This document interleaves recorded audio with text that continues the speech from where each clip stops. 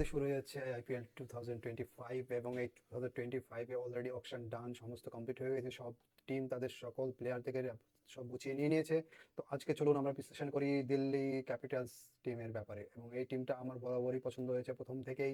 তাদের সিলেকশন, তাদের সবকিছু, ব্যাটিং বোলিং অলরাউন্ড সব এভরিথিং ইজ পারফেক্ট। তারা একদম 1 থেকে 15 পর্যন্ত তাদের সমস্ত একদম সব টিক, যতগুলো প্লেয়ার আছে সব টিক। এবং এই টিম দেখে আমার তো এখনই ভয় লাগছে এবং ভিতরে ভিতরে আমি কাঁপছি যে এই টিম যখন খেলতে মাঠে নামবে তখন কি হবে, বিরোধী টিমদের কি করবে, আমি এখনই ভেবে চিন্তিত। তোমরাও দেখো গাইজ, যদি আমি একটু চোখ বুলিয়ে নিই তো এই টিমে আছে ব্যাটারদের মধ্যে Rahul, Tristan Stubbs, Jake Fraser, Harry Brook, Abhishek Porel, Faf du Plessis, Donovan Ferreira, Karun Nair. একের পর এক ধামাকা, কেউ তুফান, কেউ ধামাকা, কেউ ঝড়, ও হো হো, ফাটাফাটি ফাটাফাটি। এইরকম ব্যাটিং একের পর এক ধুরন্ধর ব্যাটিং আর অন্য কোনো টিম আছে বলে আমার মনে হয় না। তারপর যদি আমরা আসি দেখে অলরাউন্ডারের ভেতরে অক্ষর প্যাটেল, আশুতোষ শর্মা, সমীর রিজভি, বিপরাজ নিগম, এর মধ্যে 2-3 জন, যেটা আশা করি 3জনেই অলরাউন্ড পারফেক্ট, 3জন তো একদম চলবেই।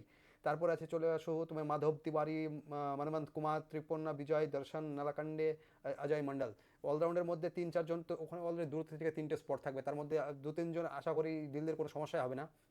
তারপরে বলারদের মধ্যে কে নেই, স্পিনিংয়ে কুলদীপ যাদব, টি দুষ্মন্ত চামিরা, তারপরে আছে তার মিচেল স্টার্ক, টি নটরাজন, মুকেশ কুমার, মোহিত শর্মা। এই টিম যদি নিয়ে এবার দিল্লি কিছু যদি না করতে পারে তাহলে আমি খুব আশ্চর্য হব।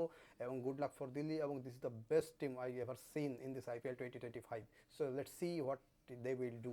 তো গাইজ, তোমাদের কি মনে হয় এই টিম নিয়ে দিল্লি কি শিরোপা জিততে পারবে এবার? এবার কি 2025 দিল্লি কি এবার জিততে পারবে? তোমাদের কি মনে হয়? এবং লাইক এবং সাবস্ক্রাইব এবং কমেন্টে আমাদেরকে জানাও যে তোমার দিল্লি টিম কেমন পছন্দ হয়েছে। আমার তো খুবই পছন্দ হয়েছে, নো ডাউট।